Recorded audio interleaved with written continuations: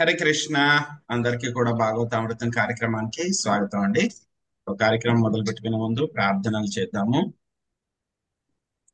ఓం నమో భగవతే వాసుదేవాయ. ఓం నమో భగవతే వాసుదేవాయ. ఓం నమో భగవతే వాసుదేవాయ.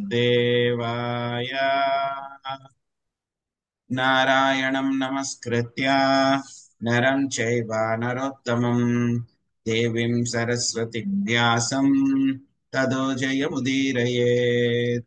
శృణ్వతాం స్వకదా కృష్ణ పుణ్యశ్రవణ కీర్తన హృదయంతస్థో హి అభద్రాణి విధునోతి సరస్వతాం. నష్టప్రాయేషు అభద్రేషు నిత్యం భాగవత సేవయా భగవతే ఉత్తమ శ్లోకే భక్తిర్భవతి నైష్టికీ. ఓం అజ్ఞానతిమిరాంధస్య జ్ఞానాంజనాశలాకయా చక్షురున్మిళితం యేన తస్మై శ్రీ గురవే నమః. శ్రీచైతన్యమనోభీష్టం స్థాపితం యేన భూతలే స్వయం రూపా కదా మహ్యం దదాతి స్వపదాంతికం. వందేహం శ్రీగురో శ్రీయుతాపదకమలం శ్రీగురున్ వైష్ణవాంశ్చ శ్రీరూపం సాగ్రజాతం సహగణా రఘునాథాన్వితం త్వాం సజీవం సాద్వైతం సావధూతం పరిజనా సహితం కృష్ణ చైతన్య దేవం శ్రీరాధా కృష్ణ పాదాన్ సహగణా లలితా శ్రీ విశాఖాన్వితాంశ్చ. హే కృష్ణ కరుణా సింధో దీనబంధో జగత్పతే గోపేశా గోపికా కాంత రాధా కాంత నమోస్తుతే. తప్త కాంచన గౌరాంగీ రాధే వృందావనేశ్వరి వృషభానుసుతే దేవి ప్రణమామి హరిప్రియే. వాంఛాకల్పతరుభ్యశ్చ కృపా సింధుభ్య ఏవ చ పతితానాం పావనేభ్యో వైష్ణవేభ్యో నమో నమః. జయ శ్రీ కృష్ణ చైతన్య ప్రభు నిత్యానంద శ్రీ అద్వైత గదాధర శ్రీవాసాది గౌర భక్త వృంద. హరే కృష్ణ కృష్ణ కృష్ణ హరే హరే హరే రామ రామ రామ హరే హరే.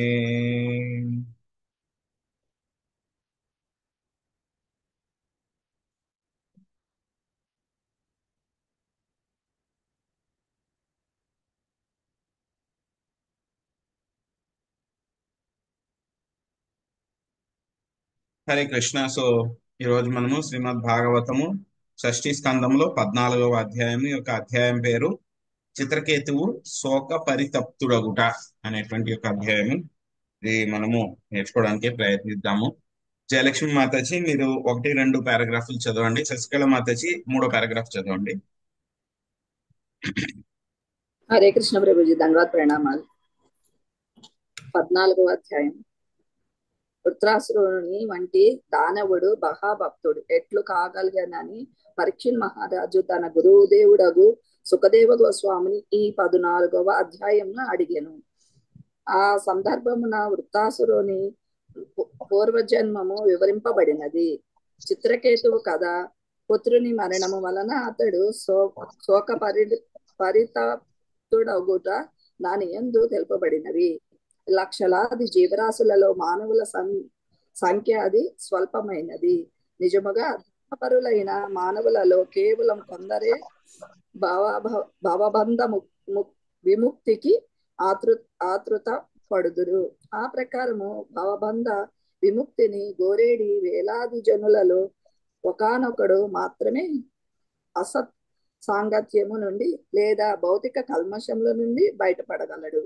అటువంటి కోట్ల కొలది ముక్త పురుషులలో ఎవడో ఒకడే నారాయణ పరాయణుడగును అనగా అట్టి భక్తుడు మహా దుర్లభుడు. భక్తి యోగము సామాన్యమైనది కాదు కనుక ఒక అసురుడు భక్తుని స్థాయికి ఎద్దుకుట పట్ల పరీక్షిత్ మహారాజు ఆశ్చర్యచకితుడయ్యెను. అదే సందేహమును అతడు సుఖదేవ గోస్వామిని అడగగా సూరసేన రాజైన చిత్రకేతువునిగా వృత్తాసుని పూర్వజన్మం వర్ణింపబడినది. హరే కృష్ణ ప్రభు. Thank you Prabhuji. హరే కృష్ణ ప్రభుజీ. పుత్రహీనుడను చిత్రకేతువు అంగిర మహర్షిని కలుసుకొనుట తటస్థించెను. అంగిరుడు రాజు యొక్క క్షేమంను గూర్చి ప్రశ్నించగా అతడు తన మనోవేదనను వెల్లడి చేశాడు.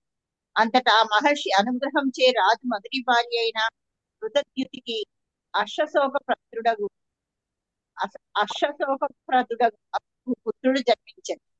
ఆ పుత్రోదయంచే రాజు అంతఃపురవాసులందరూ ఇలా ఆనందించారు. కానీ కృతజ్ఞుతి సౌతులు మాత్రము ఈశ కలిగిన వారై ఆ పిల్లవాడికి విషమిచ్చి పుత్రుని మరణం చే చిత్రకేతువు నిశ్చేష్టుడై శోక పరితప్తుడై అంతటా నారద అంగిరుడు అతని చూచుటకు వెడలి.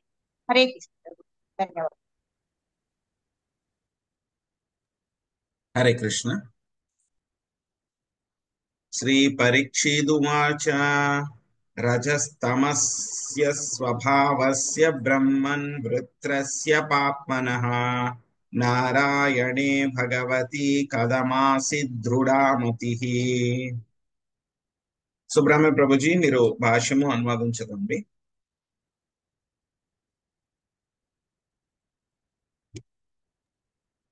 హరే కృష్ణ ప్రభుజీ. పరీక్షిత్ మహారాజు సుఖదేవ గోస్వామిని అడిగాను, ఓ బ్రాహ్మణోత్తమ, రజస్తమ గుణ ప్రభావం వలన దానవులు సాధారణముగా పాపాత్ములై ఉందరు. అయినచో వృత్తాసురునికి నారాయణుని యందు అంతటి దృఢభక్తి ఎట్లు కలిగెను? హరే కృష్ణ ప్రభుజీ. హరే కృష్ణ. భాష్యం లక్ష్మీమాత చదవండి.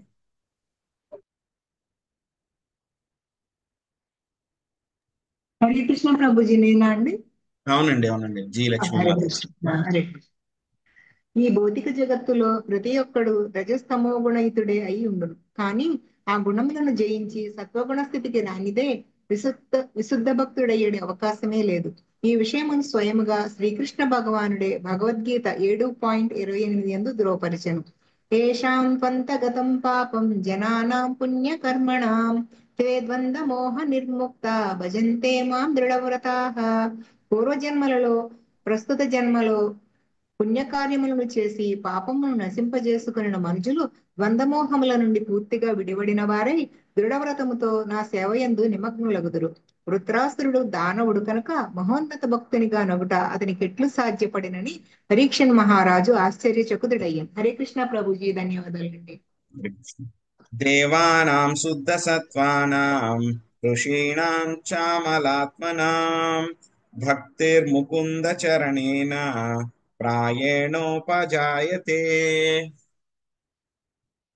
రజోబీ సమసంఖ్యాత పార్థివైరిహ జంతవః తేషాం ఏ కేచనే హంతే శ్రేయో వై మనుజాదయాః.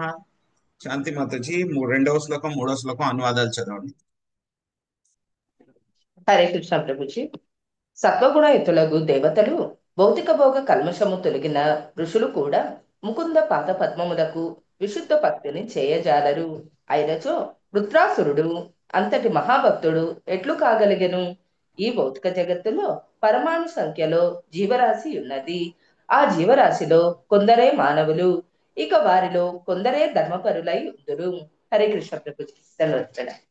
ప్రాయో ముముక్షవస్తేషాం కేచనైవ ద్విజోత్తమా ముముక్షూణాం సహస్రేషు కశ్చిన్ముచ్యేత సిద్ధ్యతి. ప్రాథమ మాతాజీ అనువాదం చదవండి. భాష్యము లక్ష్మీ నాగేశ్వరి మాతాజీ చదవండి. ప్రభుజీ కరెంట్ లేదు, కాసేపు అయిన తర్వాత కరెంట్ వచ్చిన తర్వాత సుభరత్నం మాతాజీ మీరు అనువాదం చదవండి. హరే కృష్ణ ప్రభుజీ. బ్రాహ్మణోత్తమ సుఖదేవ ధర్మానుష్ఠాన పరులకు పలువురిలో కొందరే ముక్తి వాంఛితులై ఇందురు. ఆ ప్రకారము ముక్తిని గోరు వేల కొలది జనులలో సంగము, స్నేహము, ప్రేమ, దేశము, గృహపుత్ర కళాత్రాదుల ఎడ అనురక్తి విడిచి నిజముగా ఎవడో ఒక్కడే ముక్తిని బడియును. అట్టి వేల కొలది ముక్త పురుషులలో ముక్తి యొక్క నిజమైన అర్థము తెలుసుకొనినవాడు అతి దుర్లభుడు. హరే కృష్ణ ప్రభుజీ. హరే కృష్ణ ప్రభుజీ. ధన్వత్ప్రాణం. కర్మిష్ఠులు, జ్ఞానులు, యోగులు, భక్తులు అనుచు నాలుగు రకములైన జనులు కలరు. ఇచ్చట చెప్పబడిన వాక్యం ముఖ్యముగా కర్మిష్ఠులకు, జ్ఞానులకు సంబంధించినది. కర్మిష్ఠుడైన వాడు ఒక దేహము నుండి ఇంకొక దేహమునకు మరుచు ఈ భౌతిక జగమునందే సుఖవంతులగుటకు యత్నించును. ఇహపర లోకములలో దేహ సౌఖ్యమై అతని లక్ష్యము. అట్టి వాడు జ్ఞాని అయినప్పుడు భవబంధ ముక్తిని వాంఛించును. అటువంటి ముక్తి వాంఛితులతో ఒకనొకడే నిజముగా ఈ జన్మలో ముక్తిని బడయును. అతడే సంగము, స్నేహము, ప్రేమ, దేశము, కుటుంబము, పుత్ర కళాత్రాదుల ఎడ అనురాగమును త్యజించును. వానప్రస్థ స్థితిని పొందినట్టి పలువురిలో ఒకనొకడే సన్యాస జీవనము యొక్క విలువను అవగతము చేసుకొనగలడు. హరే కృష్ణ ప్రభుజీ. Thank you Prabhuji. ముక్తానామపి సిద్ధానాం నారాయణ పరాయణః సుదుర్లభః ప్రశాంతాత్మా కోటీష్వపి మహామునే. శాంతకుమారి మాతాజీ, మీరు అనువాదము భాష్యంలోని మొదటి పారాగ్రాఫ్ చదవండి. చంద్ర మాతాజీ, మీరు రెండో పారాగ్రాఫ్ చదవండి. సుశీల మాతాజీ, మూడో పారాగ్రాఫ్ చదవండి. ఓ మహాముని, కోట్ల కొలది ముక్త పురుషులు, సిద్ధ పురుషుడు ఎవడో ఒకడు నారాయణ పరాయణుడు, కృష్ణ పరాయణుడు కావచ్చు. పూర్ణ ప్రశాంతాలవు అట్టి భక్తులు అతి దుర్లభులు. భాష్యం. ఈ శ్లోకమునకు శ్రీల విశ్వనాథ చక్రవర్తి ఠాగూరుడు ఈ క్రింద విధముగా భాష్యం నొసగి ఉండేది. మనిషి కేవలం ముక్తిని వాంఛించినంత మాత్రమున సరిపోదు. నిజముగా అతడు ముక్తుడు కావలసి ఉండదు. భౌతిక జీవన రీతి యొక్క నిరర్ధకత్యమును అతడు తెలుసుకున్నప్పుడు జ్ఞానము అగ్రసరుడగును. అందువలన కుటుంబము, పుత్ర కళాత్రుడి ఎడ అనాసక్తుడై అతడు వానప్రస్థ జీవనమును స్థితిరగును. పిదప అతడు లౌకిక జీవన రీతిని ప్రభావితుడై పతనము చెందనలాగా సన్యాసాశ్రమను ప్రవేశించవలను. మనిషి ముక్తిని కోరినంత మాత్రం ముక్తుడైపోడు. ఎవడో ఒకడే నిజముగా ముక్తిని బడేయగలడు. నిజమునకు పలువురు ముక్తిని బడేగోరి సన్యాసం స్వీకరించినప్పటికీ తమ అసంపూర్ణత వలన తిరిగి స్త్రీల ఎడ, లౌకిక కర్మల ఎడ, సామాజిక సేవ ఎడ అనురక్తులవుతుంది. అంతవరకేనా ప్రభుజీ? అంతే మాతాజీ. హరే కృష్ణ ప్రభు. హరే కృష్ణ ప్రభుజీ. ఎన్నో శ్లోకం ప్రభుజీ? మాతాజీ 5వ శ్లోకం మాతాజీ. 5వ శ్లోకం 2వ పారాగ్రాఫ్ భాష్యం. తర్వాత చదువుతాం. సుశీల మాతాజీ చదవండి. 2వ పారాగ్రాఫ్ చదవండి. హరే కృష్ణ ప్రభుజీ. భక్తి యోగ రహితులైనట్టి జ్ఞానులు, యోగులు, కర్మిష్ఠులు అపరాధులన్నీ పిలువబడుదురు. మాయావాది, కృష్ణాపరాధి అని శ్రీ చైతన్య మహాప్రభు పలికిరి. అనగా సమస్తము కృష్ణుడే అని తలచక మాయాని తలపోయేవాడు అపరాధి అని పిలువబడును. మాయావాదులు, నిరాకారవాదులు కృష్ణాపరాధులే అయినను ఆత్మదర్శులైన సిద్ధ పురుషులలో జమకట్టబడవచ్చును. ఆధ్యాత్మిక జీవనం అనగా ఏమిటో గుర్తించినందున వారు ఆధ్యాత్మిక పూర్ణత్వమునకు దగ్గరగానున్న వారిగా భావింపబడుదురు. అట్టి వ్యక్తి నారాయణ పరుడైనచో జీవన్ముక్తుని ముక్త పురుషుడు లేదా సిద్ధ పురుషుడు కన్నను శ్రేష్ఠుడు కాగలదు. దానికి మహోన్నతమగు బుద్ధి అవసరం అగును. అంతేనా ప్రభుజీ? అంతే మాతాజీ. హరే కృష్ణ. చదవండి మాతాజీ. ఏసే చితాందక్ష విముక్త. జ్ఞానులలో మాతాజీ, జ్ఞానులో 2 రకముల వారు కలరు. జ్ఞానంలో 2 రకాల వారు కలరు. ఒక రకము వారు భక్తి యోగము వైష్ణవును మృగు చూపి ఉండగా, ఇంకొకరు నిరాకారానుభూతి వైపునకు మృగు చూపి ఉండరు. నిరాకారవాదులు సాధారణంగా లాభరహితమైన యత్నముచే కావించుందరు. కనుకనే వారిని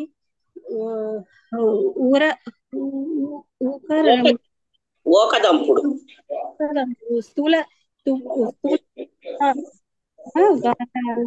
యత్నమని చెప్పబడును. ఇంకొక తరగతి జ్ఞానులలోను భక్తి మిళితమైన జ్ఞానము కలిగిన వారు రెండో రకముల వారు కలరు. భగవంతుని ఏదో విద్యారూపమున అర్పించు వారు ఒక రకము వారు కాక ఆ దేవదేవుని సచ్చిదానంద విగ్రహములకు నిజమైన ఆధ్యాత్మిక రూపము అవగతం చేసుకునే వారు ఇంకొకరు. విష్ణువు గ్రహించ నాదని పరమ సత్యము చివరకు నిరాకారమే అని తలుచుచు మాయావాద భక్తులు విష్ణువుని నారాయణుని అర్పించరు. కానీ విశుద్ధ భక్తుడు మాత్రం విష్ణువు మాయారూపమును గ్రహించేవాడని తలచడం, పైగా పరతత్వము పరమ పురుషుడనేది విషయంను అతడు చక్కగా నెరిగి ఉండను. అట్టి భక్తుడే నిజముగా జ్ఞానం నందు నెలకొనవాడు. అతడెన్నడను బ్రహ్మ తేజమున లీనము కాడు. దీనిని గురించి శ్రీమద్ భాగవతం 10.2.32 నందు ఇట్లు తెలుపబడినది. హరే కృష్ణ ప్రభుజీ. హరే కృష్ణ. మహాలక్ష్మి మాతాజీ, ఈ ఏనియ దగ్గర నుంచి మీరు తర్వాత వర్ణింపబడిని వరకు చదవండి. తర్వాత లక్ష్మీ శ్రీనివాసులు మాతాజీ మోఘాస దగ్గర నుంచి తెలుపబడిని వరకు చదవండి. తర్వాత శాంతి కృష్ణ మాతాజీ మీరు భక్తి యోగము దగ్గర నుంచి తొలగించి వేయిన వరకు చదవండి. అడప శ్రీదేవి మాతాజీ హృదయ మాలిన్యం దగ్గర నుంచి చివరి వరకు చదవండి. హరే కృష్ణ మాతాజీ హరే కృష్ణ ప్రభుజీ దండ ప్రణామాలు. ఏన్యో రవినాందక్ష విముక్త మానిన స్వయా స్వభావ దశ దవిశుద్ధ బుద్ధయ ఆరుహ్య కృచ్రేణ పరం పదం తతః పతంత్యోధో నాదృతాయుష్మంతం గ్రయః. ఓ దేవా, తాము ముక్తులమని తలచినను భక్తి లేని వారి బుద్ధి విశుద్ధమైనది కాదు. తీవ్రమగు తపోనిష్ఠులచే అత్యున్నత మగు ముక్తి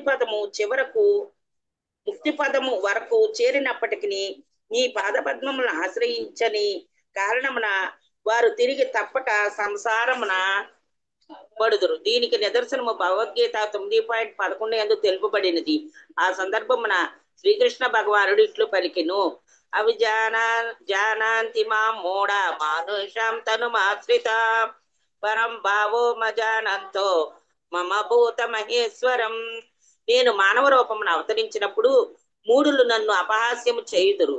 సమస్తమునకు పరమ ప్రభువునైనా నా దివ్యత్వమును వారు ఎరుగరు. మూఢులకు శ్రీకృష్ణ భగవానుని దివ్య రూపము, కర్మలు, పరము భావం తెలియవు కనుక ఆ దేవదేవుని సామాన్య మానవునిగా గాంచినంతటా వారు ఆ దివ్య రూపమును అపహాస్యము చేయుదురు. అట్టి వారు భగవద్గీత 9.12 యందు ఇంకనూ ఇట్లు వర్ణింపబడిరి. హరే కృష్ణ ప్రభుజీ దండ ప్రణామాలు. థ్యాంక్ యూ ప్రభు. హరే కృష్ణ ప్రభుజీ దండవత్ ప్రణామాలు. మోఘ కర్మాణో మోఘ జ్ఞాన విచేతన రాక్షసీమాసురీం చైవ ప్రకృతి మోహినీం శ్రితాః. ఆ విధముగా మోహపరవశులైన వారు దానవ నాస్తిక భావములచే విమోహితులగుదురు. అట్టి భ్రాంత స్థితిలో వారి ముక్తికి సంబంధించిన ఆశలు, కామ్యకర్మలు, జ్ఞాన సముపార్జనములన్నీను వ్యర్థములగును. శ్రీకృష్ణుని దేహము భౌతికమైనది కాదని అట్టివారు ఎరుగరు. కృష్ణుని దేహమునకు ఆత్మకు భేదము లేదు. కానీ బుద్ధిహీనులు అతనిని సామాన్య మానవునిగా చూచెడి కారణమున అపహాస్యము చేయుచుందురు. శ్రీకృష్ణుడే సమస్తమునకు మూలమనడి గోవిందం ఆదిపురుషం తమహం భజామి విషయమును వారు ఊహింపజాలరు. అట్టివారు వ్యర్థమైన ఆశలు కలవారిగా మోఘాషా అని వర్ణింపబడిరి. వారి కోరికలన్నీయును వ్యర్థములే యగును. బాహ్యమునకు భక్తియోగమున నెలకొన్నప్పటికీ సాయుధ్య ముక్తిని కోరినందున వారు మోఘష అని తెలుపబడిరి. హరే కృష్ణ ప్రభుజీ ధన్యవాదాలు. హరే కృష్ణ. భక్తి యోగం యొక్క ఫలము స్వర్గలోక ప్రాప్తి కాదు కనుక భక్తి ద్వారా స్వర్గాది లోకములను పొందగారు వారు కూడా భంగపాటుకే గురి అగుతారు. కానీ భక్తి యోగమున నెలకొని పవిత్రులగుటకు వారికి అవకాశము ఒసగబడదు.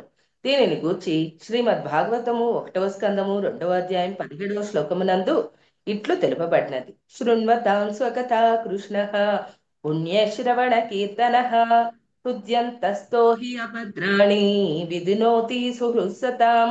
పరమాత్మునిగా ఎల్లరి హృదయములలో నిలిచియుండువాడును శ్రద్ధావంతులకు భక్తులకు శ్రేయోభిలాషి అయిన వాడును అగు శ్రీకృష్ణ భగవానుడు పుణ్యశ్రవణ కీర్తనములైన తన దివ్య కథలను ఆస్వాదించు భక్తుని హృదయం నుండి భౌతిక సుఖాభిలాషను తొలగించి వేయును.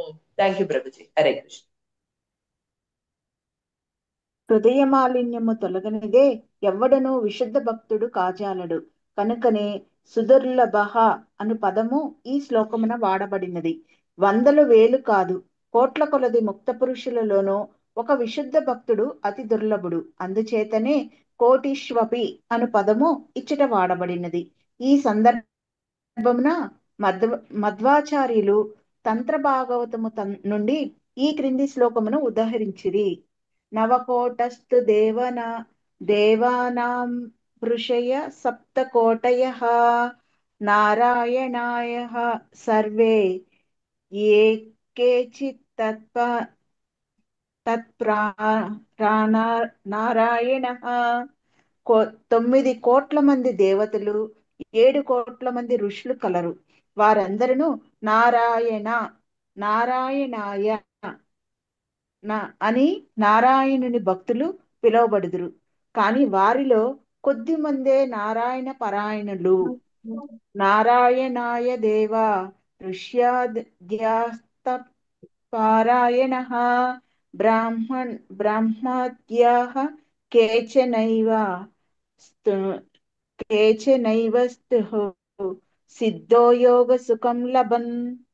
సిద్ధ పురుషులకు నారాయణ పారాయణులకు భేదం ఏమనగా, ప్రత్యక్ష భక్తులు నారాయణ పారాయణులని పిలువబడగా, నానా రకములకు యోగ సాధనలు చేసేటి వారు సిద్ధులని పిలువబడుదురు.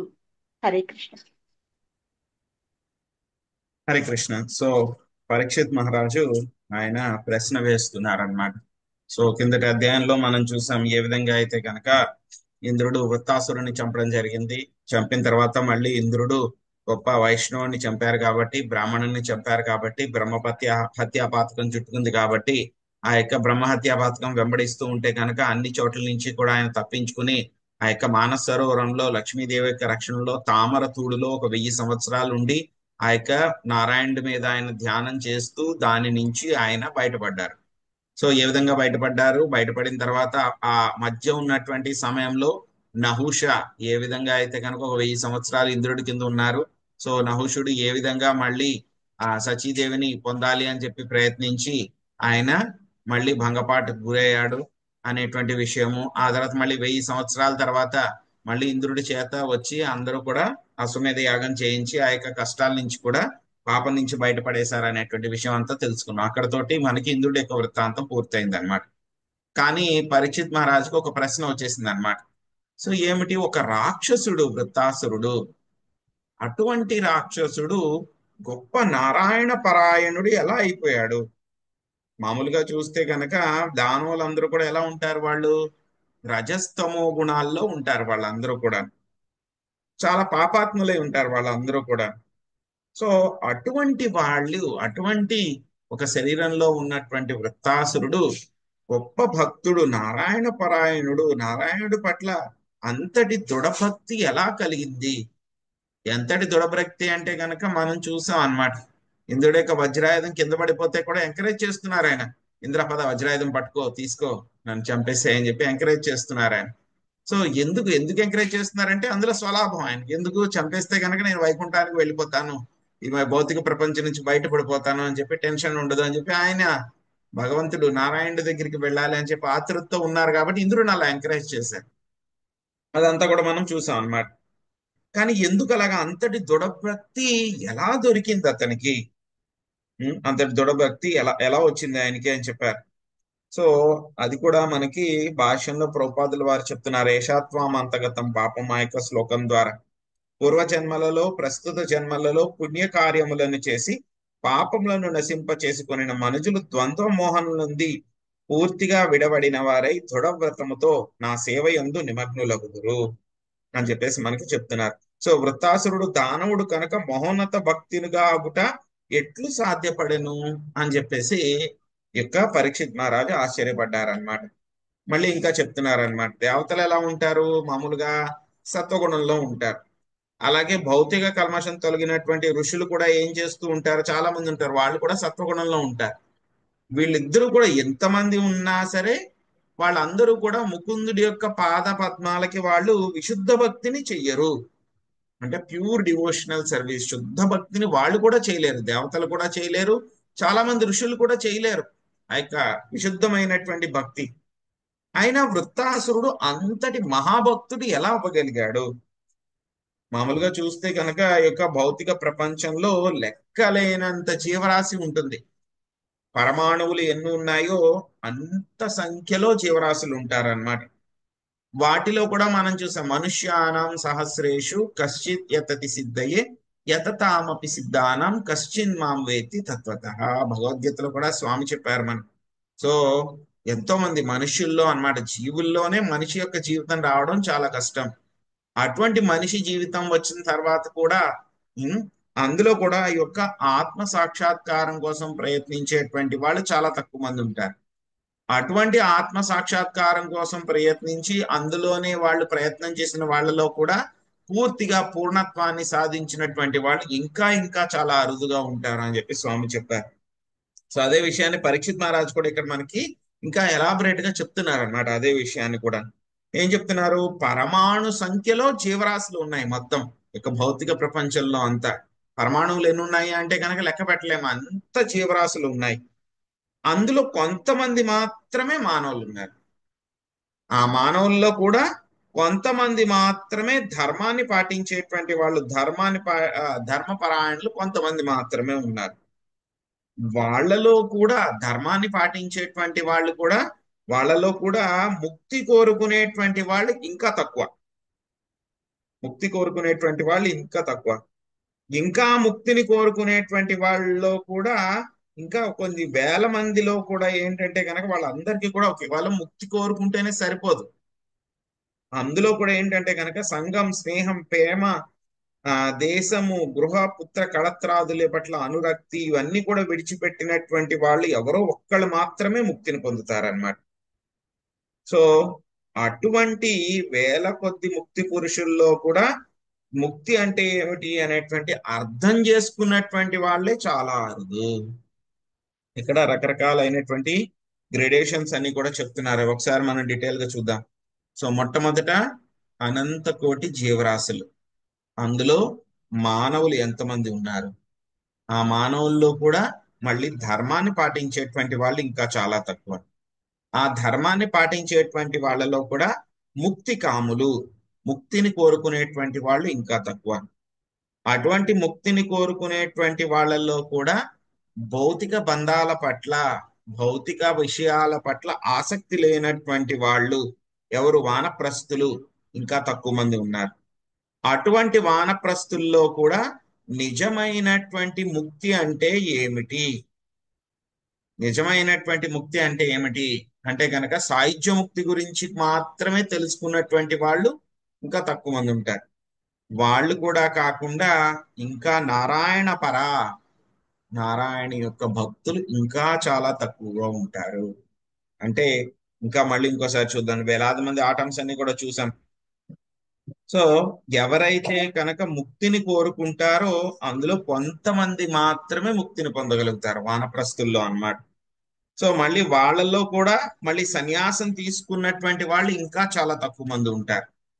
సో అటువంటి వాళ్ళల్లో కొన్ని వేల మంది, లక్షల మందిలో కూడా నిజమైనటువంటి ముక్తి అనేటువంటిది ఏమిటి అనే జ్ఞానాన్ని తెలుసుకుని ఆ యొక్క నారాయణుడి యొక్క శుద్ధ భక్తులైనటువంటి వాళ్ళు దొరకడం అనేటువంటిది అరుదు కాదు, చాలా కష్టం, చాలా చాలా అరుదు, ఎక్స్ట్రీమ్లీ రేర్ అన్నమాట. అటువంటి స్థితి ఎవరికి దొరికింది?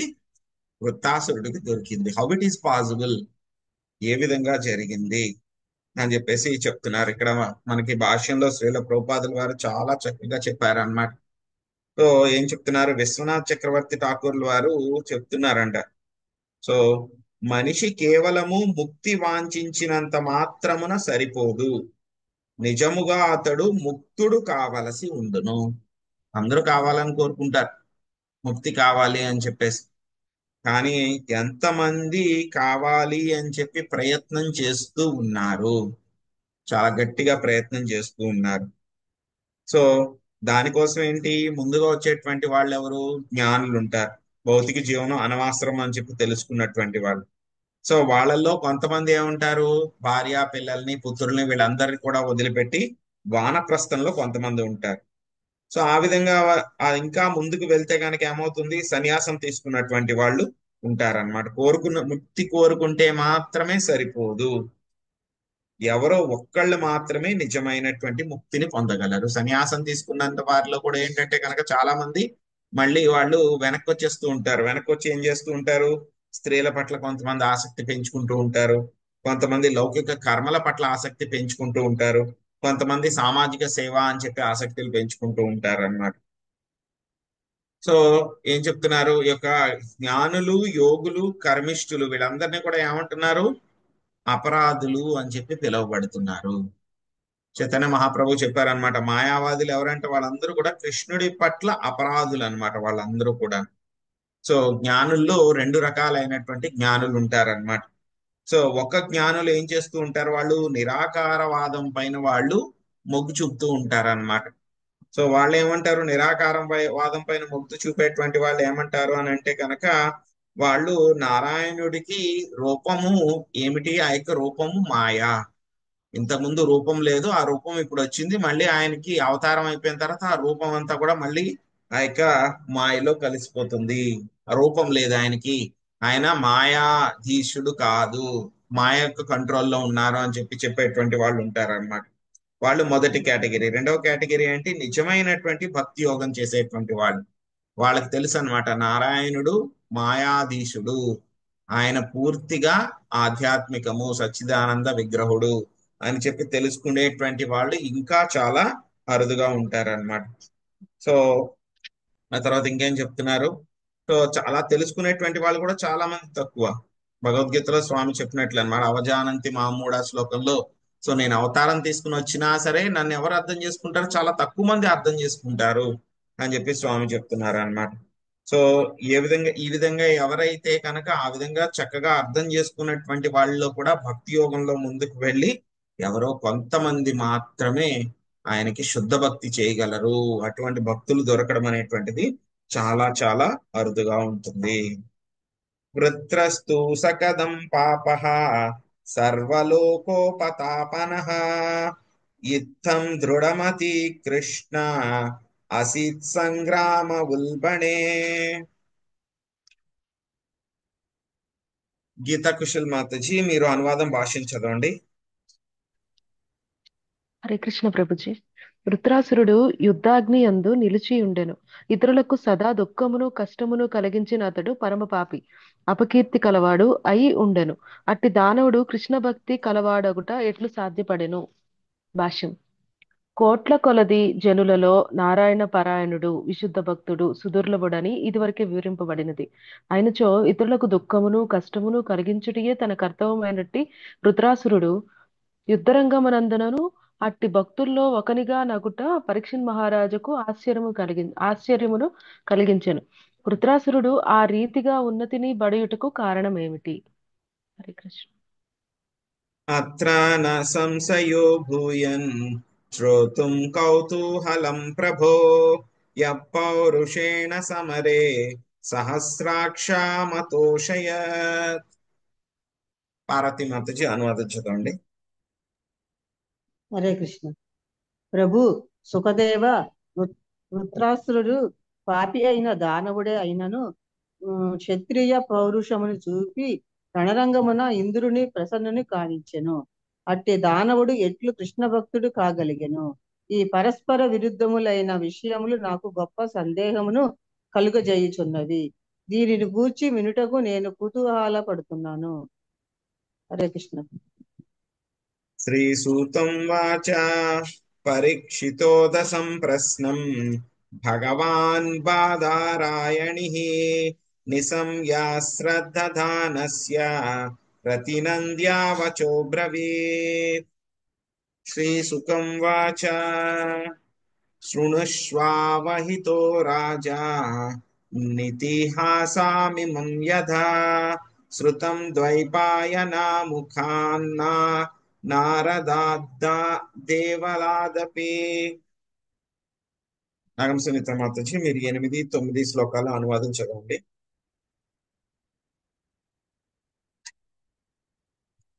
హరే కృష్ణ బ్రిడ్జ్.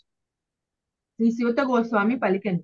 పరీక్షిత్ మహారాజు యొక్క ఉత్తమ ప్రశ్నను వినినంతటా పరమ శక్తివంతుడగు సుఖదేవ గోస్వామి వాత్సల్యపూర్వకముగా సమాధానం మసుగనారంభించారు.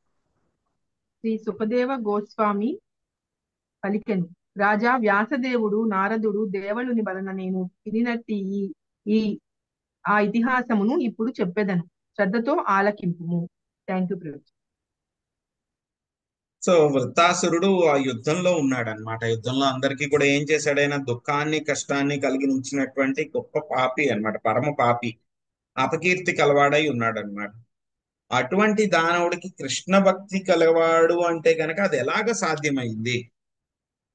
అది ఎలా సాధ్యమైంది? ఆ తర్వాత వృత్తాసురుడు అంత పాపి అయినా సరే క్షత్రియ పౌరుషాన్ని చూపించి రణరంగంలో ఇంద్రుణ్ణి ప్రసన్నం చేసుకున్నాడు ఆయన. అటువంటి దానవుడు కృష్ణ భక్తుడు ఎలా కాగలిగాడు? ఇదంతా పరస్పర విరుద్ధంగా ఉంది. ఓ పక్క నుంచేమో పాపాలు చేస్తూ ఉన్నాడు, ఇంకో పక్క నుంచేమో గొప్ప కృష్ణ భక్తి పరాయణుడు అయ్యాడు. సో రెండు కూడా ఒకదానికి ఒకటి పొంతన కుదరట్లేదు. సో ఎలాగా ఇది ఎలా జరిగింది నాకు చెప్పండి అని చెప్పి తెలుసుకోవడానికి నేను చాలా ఉత్సాహంగా ఉన్నాను నేను అని చెప్పి పరీక్షిత్ మహారాజు సుఖదేవ గోస్వామిని అడిగారనమాట. ఇక్కడ సూత గోస్వామి చెప్తున్నారు, పరీక్షిత్ మహారాజుకు ఉత్తమ ప్రశ్నలు విన్న తర్వాత శక్తివంతుడైనటువంటి సుఖదేవ గోస్వామి వాత్సల్యపూర్వకంగా సమాధానం చెప్తూ ఉన్నారనమాట. సో అక్కడ కూడా సుఖదేవ గోస్వామి ఏం చెప్తున్నారు? ఆయన ఏదో సొంతంగా చెప్పట్లేదు. ఆయన ఏం చెప్తున్నారు? నేను వ్యాసదేవుడు నారదుడు దేవలుడి వలన నేను విన్నట్టు ఒక ఇతిహాసం ఉంది, పూర్వ చరిత్ర ఉంది. ఆ చరిత్రను నేను ఇప్పుడు చెప్తాను, నీకు శ్రద్ధగా విను అని చెప్పి చెప్తున్నారనమాట. ఆసీద్రాజా సార్వభౌమ సురసేనేషు వైనృప చిత్రకేతురితో రీతి ఖ్యాతో యస్యాసీత్ కామమదుగ్మహే.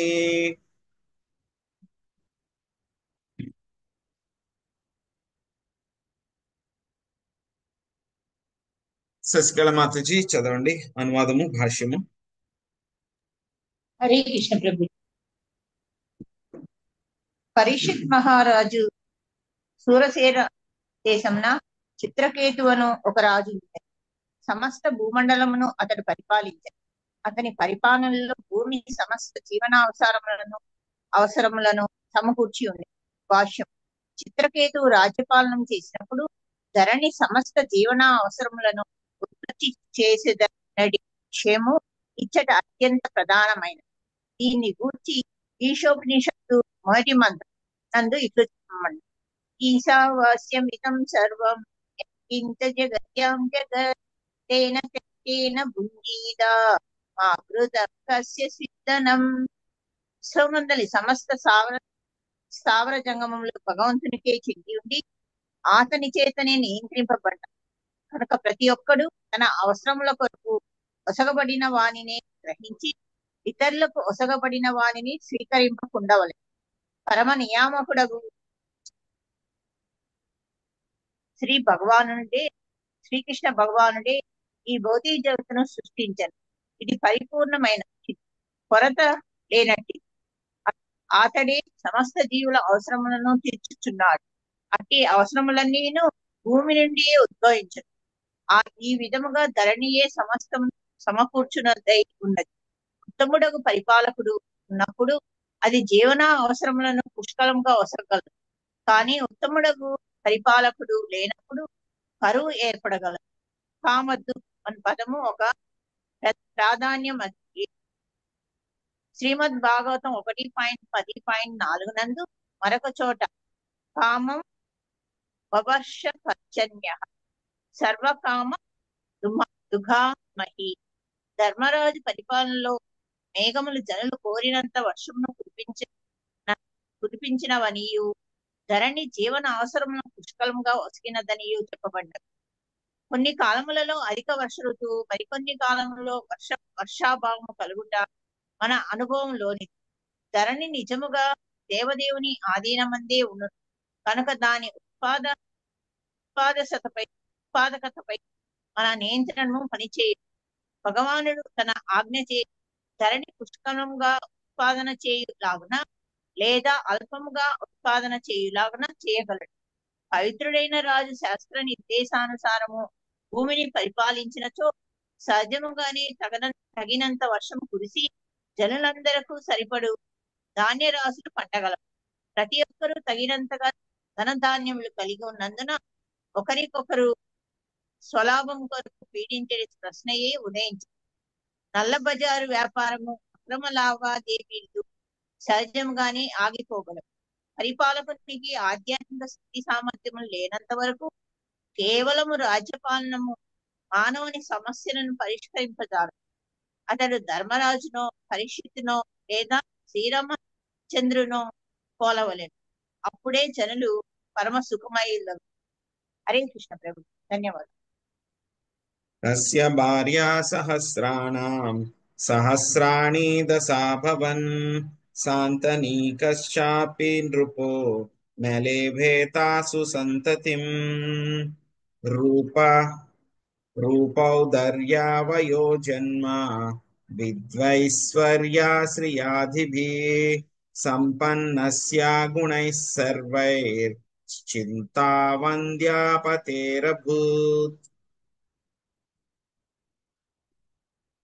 పార్వతి మాతచి మీరు 11, 12 శ్లోకాలు అనువాదం చదవండి. భాష్యము సుశీల మాత చదవండి. 12వ శ్లోకం భాష్యం. హరే కృష్ణ. ఆ చిత్రకేతువునకు 1,000,000 మంది భార్యలుండిరి. సంతానోత్పత్తి చేయగల సమర్థుడైనప్పటికీ అతనికి వారిలో ఎవరి వలనను సంతానము కలుగలేదు. దైవవశమున అతని రాణులందరూ వంధ్యలైరి. ఆ 1,000,000 రాణుల పతి అయిన చిత్రకేతువు అందమైన రూపమును ఔదర్యమును యవ్వనమును కలిగి ఉండెను. ఉన్నత వంశమున పుట్టిన అతడు పరిపూర్ణమైన విద్యను సంపత్తును ఐశ్వర్యమును కలిగి ఉండెను. అయినను ఇన్ని గుణములు కలిగినప్పటికీ పుత్రుడు లేనందున అతడు చింతాపూర్ణుడై ఉండెను. హరే కృష్ణ. హరే కృష్ణ ప్రభుజీ. భాష్యము.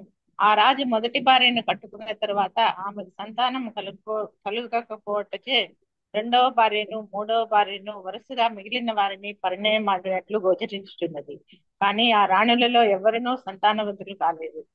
ఐశ్వర్యము, సంపద, విద్య, సౌందర్యము మున్నగు వాణిని కూడినట్టి కులీన వంశంలో జన్మించినప్పటికీ జన్మ ఐశ్వర్య శృతశ్రీ పలువురు భార్యలు ఉన్నప్పటికీ పుత్రుడు లేని కారణంగా చిత్రకేతువు చింతాపూర్ణుడై ఉన్నది.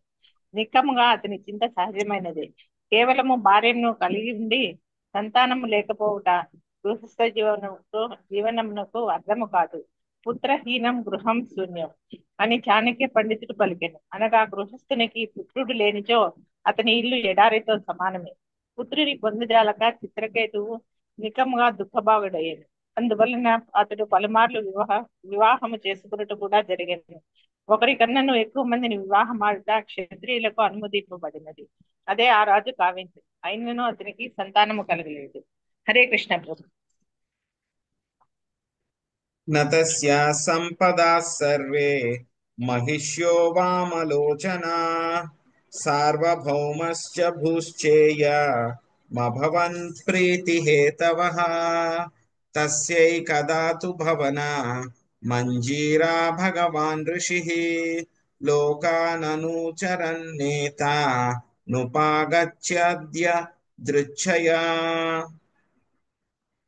తం పూజయిత్వా వీద్ ప్రత్యుత్థానార్హణాదిభిః కృతాతిథ్యముపాసీదత్ సుఖాసీనం సమాహితః. నాగం సునీత మాతచి మీరు 13, 14, 15 శ్లోకాల అనువాదం చదవండి. హరే కృష్ణ ప్రభుజీ. అతని రాణులందరూ చక్కని వదనములను ఆకర్షణీయమైన నయనములను కలిగి ఉండింది.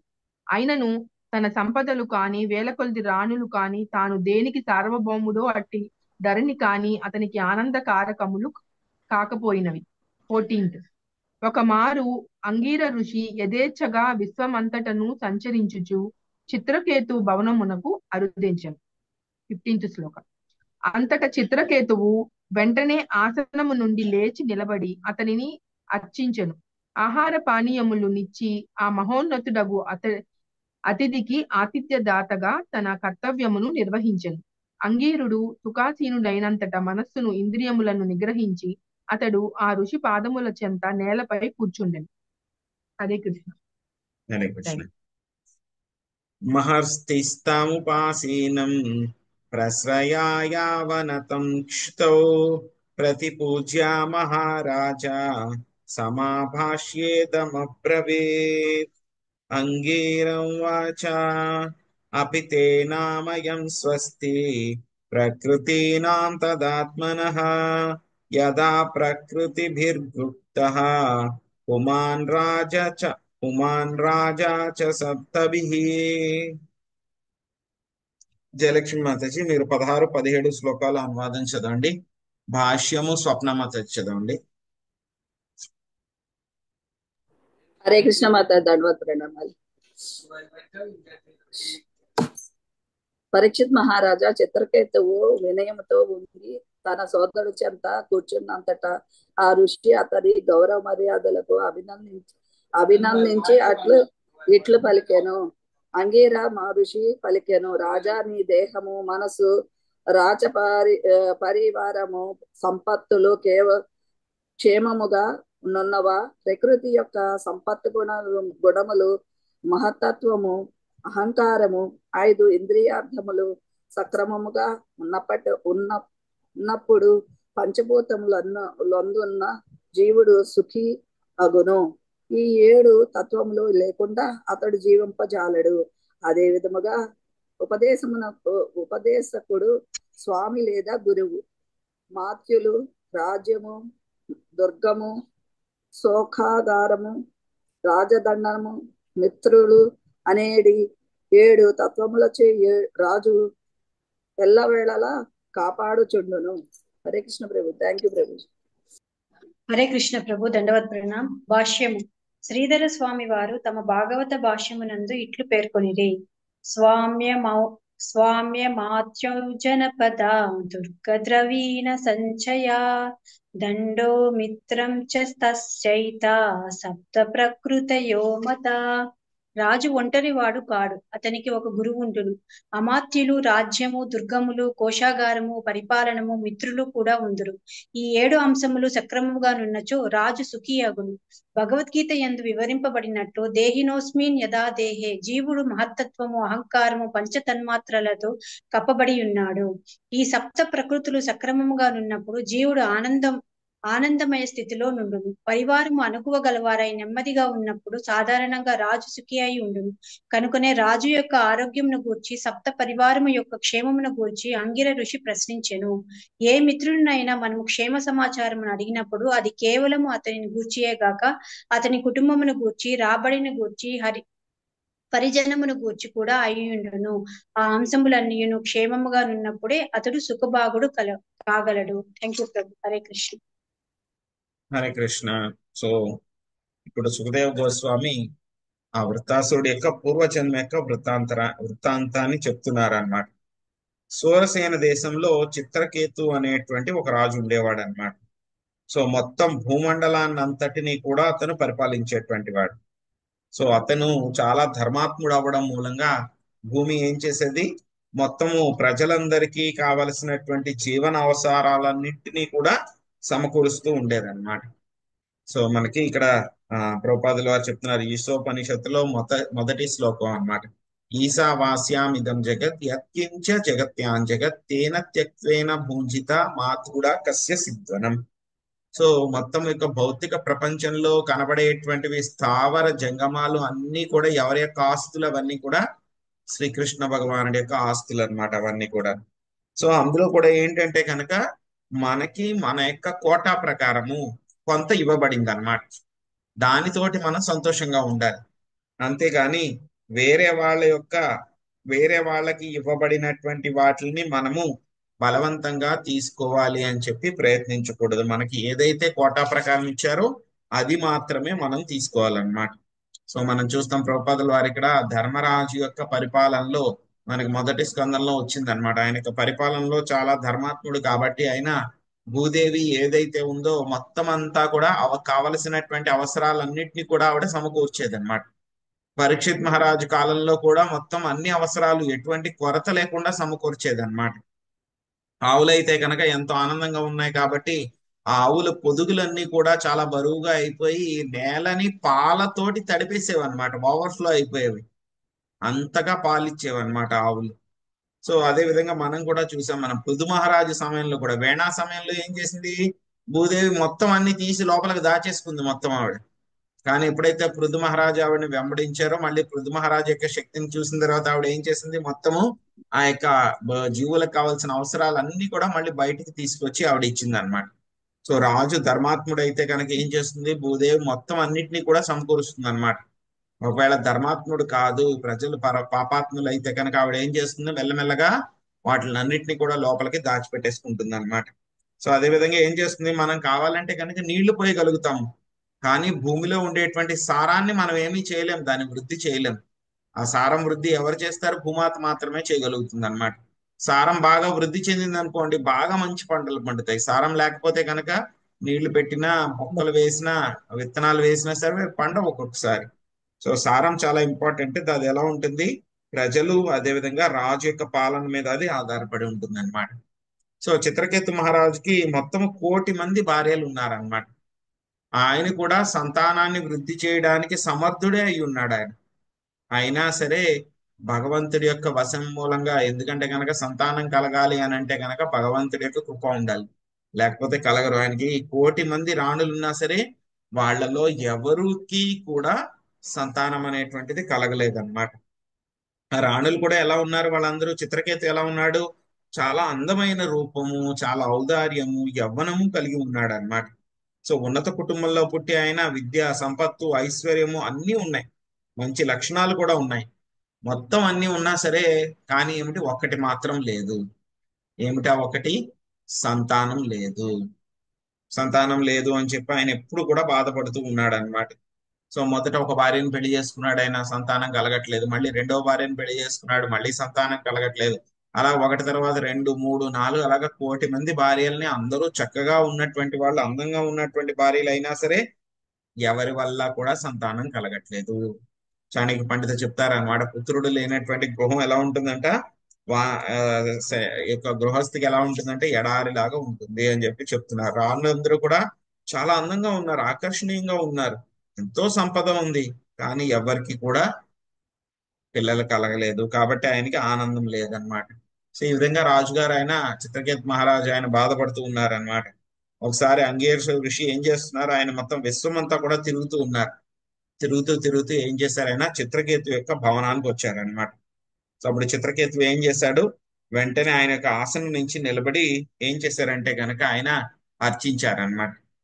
అర్చించి ఆయనకి కావలసినటువంటి అతిథి సత్కారాలన్నీ కూడా చేసిన తర్వాత చక్కగా కూర్చున్న తర్వాత అప్పుడు ఆయన మొత్తం మనస్సుని, ఇంద్రియాలను అంతటినీ కూడా నిగ్రహించి ఆ ఋషి పాదాల దగ్గర నేల మీద కూర్చున్నారంట చిత్రకేతు మహారాజు. సో వినయంతో వంగి నమస్కారం చేస్తూ ఆ ఋషి అప్పుడు ఆయనతోటి గౌరవ మర్యాదలను అభినందించి అడిగారనమాట. ఎవరైనా ఋషులు వస్తే కనుక వాళ్ళు ఏమని అడుగుతారు, కేవలం రాజు బాగున్నాడా అని అడగరు, రాజుతో పాటు ఉండాల్సినటువంటి 7 రకాలైనటువంటి విషయాలన్నీ బాగున్నాయా లేదా అని అడుగుతారనమాట. ఇక్కడ వీళ్ళందరూ కూడా జ్ఞానులు, గొప్ప భక్తులు కాబట్టి అంగీర ఋషి నారద మునికి స్నేహితుడు అనమాట ఆయన. సో కాబట్టి ఆయన అంగీర ఋషి అడుగుతారనమాట, ఫిలాసఫికల్ గా అనమాట. ఎవరైతే కనుక జీవుడు ఉన్నాడో ఆ జీవుడికి పంచ తన్మాత్రలు, అహంకారము, అదే విధంగా మహత్తత్వము, ఇవన్నీ కూడా చక్కగా ఉన్నప్పుడు ఏమవుతుంది, ఆ పంచభూతాల్లో ఉన్నా సరే జీవుడు సుఖంగానే ఉంటాడు. అదే విధంగా రాజుకు కూడా ఏంటి, మొత్తం 6 కావాలన్నమాట. ఒకటి గురువు, అమాత్యుడు, రాజ్యము, దుర్గము, కోశాగారము, రాజదండము, మిత్రుడు అనేటువంటి 7 తత్వాల చేత ఎప్పుడు కూడా రాజు కాపాడబడుతూ ఉంటాడు. ఇవన్నీ కూడా నీకు కరెక్ట్ గానే ఉన్నాయా, క్షేమంగా ఉన్నాయా, ఏమైనా ప్రాబ్లం ఏమన్నా అవుతుందా అని చెప్పేసి అంగీరముని అడిగారనమాట చిత్రకేతు మహారాజుని. ఆత్మానం ప్రకృతి శ్రద్ధా నిధాయాశ్రేయ ఆప్నుయాత్ రాజ్ఞా తదా ప్రకృతయో నరదేవాహితాదయః. లక్ష్మీ మాతాజీ అనువాదం భాషించదండి. జి లక్ష్మీ హరే మాతాజీ. కృష్ణ. హరే కృష్ణ. నరదేవ, రాజు తన అనుయాయులపై ప్రత్యక్షముగా ఆధారపడి వారి సలహాలను అనుసరించినప్పుడు సుఖవంతుడగును. అట్లే అనుయాయులు తమ కర్మలను కానుకలను రాజుకు అర్పించి అతని ఆజ్ఞలను అనుసరించినప్పుడు సుఖవంతులగుదురు. భాష్యము. రాజు మరియు అతనిపై ఆధారపడిన వారి యొక్క నిజమైన సుఖము ఈ శ్లోకమునందు వివరింపబడినది. తాను పరమాధికారి కనుక అనుయాయులను ఆజ్ఞాపించుటయే తన కార్యమని రాజు భావింపరాదు. కొన్ని మార్లు అతడు వారి సలహాలను కూడా అనుసరింపవలసి వచ్చును. అదే విధముగా అనుయాయులు కూడా రాజుపై ఆధారపడి ఉండవలెను. అటువంటి అన్యోన్యాశ్రయము ఎల్లరను సుఖభాగులను చేయగలదు. హరే కృష్ణ ప్రభుజీ. Thank you. అపిదారా ప్రజామాత్యా భృత్యా శ్రేణోధ మంత్రిణా పౌరా జనపదా భూపా ఆత్మజా వసవర్తినః యస్యాత్మాను చేత్స్యా సర్వే తద్వాసగాయిమే లోకాః సపాలయచ్చంతి సర్వే బలే మతంద్రితా.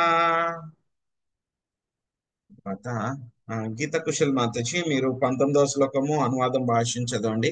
సుబ్బారత్నం మాతాజీ మీరు 20వ శ్లోకం భాష్యం అనువాదం చదవండి. రాజా, నీ భార్యలు, ప్రజలు, కార్యదర్శులు, సేవకులు, వణిజులు నీ ఆధీనంలో ఉన్నారా? మంత్రులు, అంతఃపురవాసులు, మండలాధిపతులు, పుత్రులు, ఇతర అనుయాయులు కూడా నీ పూర్తి నియంత్రణలో ఉన్నారా? భాష్యం. రాజు అతని అనుయాయులు అన్యోన్యాశ్రితులై ఉండవలెను. పరస్పర సహకారం ద్వారా వారిరువురు సుఖవంతులు కాగలరు. హరే కృష్ణ ప్రభుజీ. హరే కృష్ణ. రాజు యొక్క మనస్సు పూర్తిగా ఆధీనంలో ఉన్నచో కుటుంబ సభ్యులు, రాజ్యాధికారులు అతని ఆధీనమున ఉందురు. మండలాధిపతులు ఎటువంటి అడ్డు లేకుండా సకాలములో పనులు చేయించగలరు. ఇక సామాన్య సేవకులను గూర్చి వేరుగా తెలుపునదేమున్నది? భాష్యము. మనసు కూడా ఆధీనమున ఉన్నదా అని రాజును అంగీర ఋషి ప్రశ్నించెను. సుఖమును బడయుటకు అది అత్యంత అవసరమైనది. హరే కృష్ణ. హరే కృష్ణ. సో ఆ విధంగా ఇంకా మళ్ళీ ఏం చెప్తున్నారు, రాజు తన యొక్క అనుయాయులు ఎవరైతే కనుక ఫాలోవర్స్ ఎవరైతే ఉంటారో వాళ్ళందరూ కూడా ఎవరి మీద ఆధారపడి ఉండాలి? రాజు వాళ్ళ యొక్క సలహాల మీద ఆధారపడి ఉండాలి. వాళ్ళు కూడా రాజు మీద ఆధారపడి ఉండాలి. సో అనుయాయులు ఏం చేస్తూ ఉంటారు? కర్మలను కానుకలను రాజుకు అర్పిస్తున్నప్పుడు అతని ఆజ్ఞులైనప్పుడు వాళ్ళందరూ కూడా చాలా సుఖంగా ఉంటారు. సో మళ్ళీ ఇంకేం ప్రశ్నిస్తున్నారైనా, భార్య, ప్రజలు, కార్యదర్శులు, సేవకులు, నీ యొక్క వణిజులు నీ ఆధీనంలో ఉన్నారా? మంత్రులు, అంతఃపురవాసులు, మండలాధిపతులు, పుత్రులు, ఇతర అనుయాయులు కూడా నీ యొక్క పూర్తి నియంత్రణలో ఉన్నారా లేదా? సో లేకపోతే కనుక నీ యొక్క ఇంకేం అడుగుతున్నారు, నీ యొక్క మనస్సు నీ యొక్క ఆధీనంలో ఉందా లేదా? నీ మనసు ఆధీనంలో ఉంటే కనుక ఏమవుతుంది? మిగతా వాళ్ళ కుటుంబ సభ్యులు, రాజ్యాధికారులు అందరూ కూడా నీ యొక్క ఆధీనంలో ఉంటారు. సో మండలాధిపతులు కూడా ఎటువంటి అడ్డు లేకుండా సకాలంలో పన్నులు చెల్లిస్తారనమాట. సో ఇక సామాన్య సేవకుల గురించి వేరే చెప్పాల్సిన అవసరం ఉంది. నీ యొక్క మనసు నీ కంట్రోల్లో ఉందా లేదా అని చెప్పి ఇండైరెక్ట్ గా ఈ విధంగా అన్ని రకాలైనటువంటి ప్రశ్నలు కూడా ఆయన వేశారనమాట. సో తర్వాత ఇంకొక ప్రశ్న ఉంది, అది కూడా చేద్దాము. ఆత్మ నా ప్రియతే నాత్మ పరతస్వత ఏవవా లక్ష్యే లబ్ధ కామం త్వాం చింతయా సబలం ముఖం. శాంతి మాతాజీ శ్లోకం అనువాదం చదవండి. హరే కృష్ణ. రాజా, నీ మనస్సు ప్రసన్నముగా లేనట్లు గోచరించుచున్నది. నీవు వాంఛిత లక్ష్యమును సాధించనట్లుగానున్నది.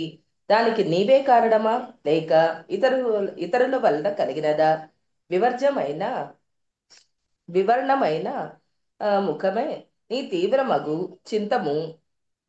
చింతను తెలియజేయుచున్నది. హరే కృష్ణ ప్రభు. హరే కృష్ణ. సో ఈ విధంగా మొత్తం అంతా కూడా అంగీరముని ప్రశ్నించారు. దానికి చిత్రకేతు మహారాజు ఏం సమాధానం చెప్తారు, ఏం జరుగుతుంది అనేటువంటి విషయం మళ్ళీ మనము కంటిన్యూ చేద్దాము. హరే కృష్ణ. హరే కృష్ణ ప్రభుజీ. దండవత్ ప్రణామం.